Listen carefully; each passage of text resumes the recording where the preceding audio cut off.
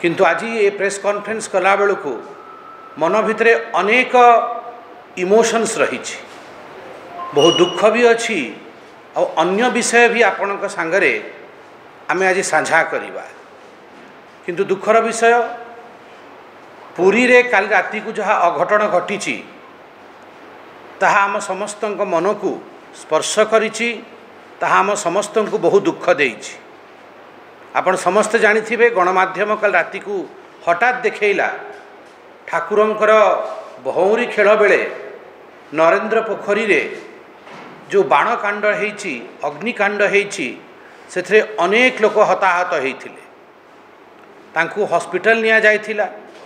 मो जानिबा भितरे आज सकाळ जाके 3 जण लोक आ ता परवर्ती समय रे आउ 2 जण मध्य मृत्यु लोक को गमन कलेनी। आपण संख्या टिके ठीक से पता लगेबे, आमे मध्य संख्या को नेकी सबुआडे फोन करूछु।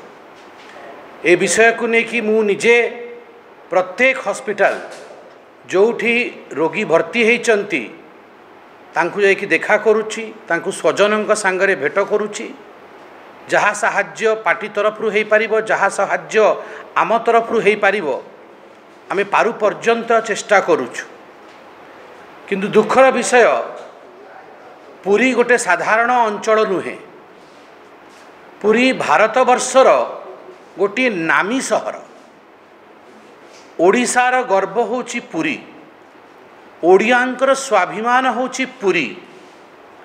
जदि पुरी रे 30 जन लोकंक उपरे एभली गोटे दुर्घटना हैला, अग्निकांड हैला, मो मतरे सेठी सफिशिएंट एम्बुलेंस रहिबा दरकार थिला।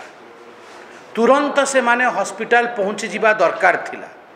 आज मु डॉक्टरन सांगरे बहुत विस्तृत कथबार्ता हेछि। मु निजे जने डाक्तर, निजे जने सर्जन आ बर्न्स यूनिट आमे मध्य हैंडल करथिलु।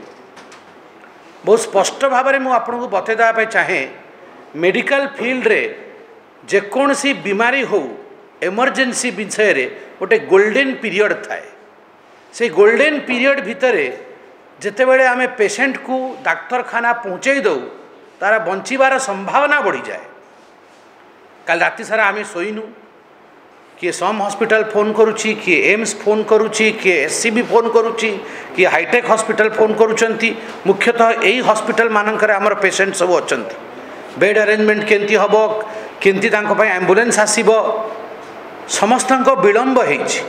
बहु विलंब रे सब पेशेंट माने गंतव्य हॉस्पिटल को पहुँचीचंती। और अनेक पेशेंट आज जदि क्रिटिकल अच्छंती, तांकर फ्लूइड रिससिटेशन ठीक टाइम रे तांको फ्लूइड दिया ही पारिनी, ठीक टाइम रे तांको उचित मेडिसिन दिया ही पारिनी, तांको अवस्था आज एमती हेछि। मु निजे डाक्तरी पढ़ी और निजे डाक्तर मानक सांगरे आलोचना करके विषय कहूछि। पूरी साधारण सहर नुह, मत लगुच से सहर रे बर्न्स यूनिट नाही। यह जदि आमे आज परिप्रकाश करिबा तो भारतवासी विश्वास करेंगे नहीं। से कहे क्या पुरी में बर्न्स यूनिट नहीं है?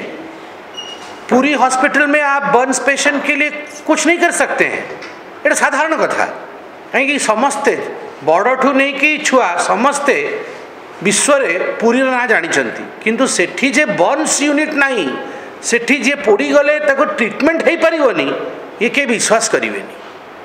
आमर आज दाबी रही कि ये पूरा विषय जहाँ होइछि तार गोटे खोलाखोली तदंत हो।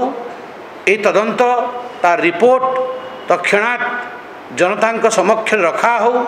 जो माने दोषी तांको दंडित किया हो, तांको दंड दिया हो। आ मो मतरे एम्बुलेंस ठीक टाइम रे कहीं पहुँचला नहीं, एम्बुलेंस कहीं पर्याप्त संख्या रे नहीं, पूरी मेडिकल रे ए व्यवस्था कहीं नथिला, ए सबू विषय को लेकिन प्रशासन को आम आगरे ता विषय रखिबा कथा।